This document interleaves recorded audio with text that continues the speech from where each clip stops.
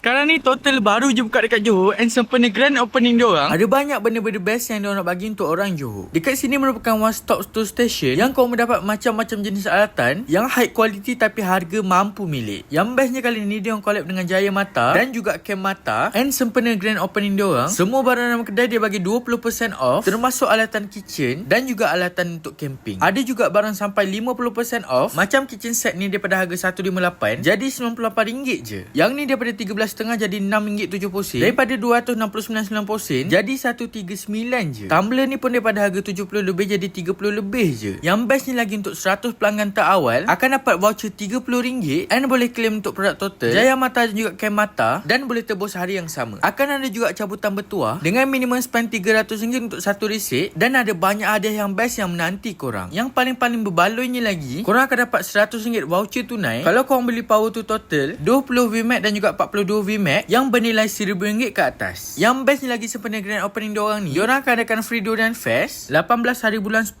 pagi. Untuk location dia betul-betul berhadapan dengan Al Safa Peling. So untuk korang jangan lupa singgah.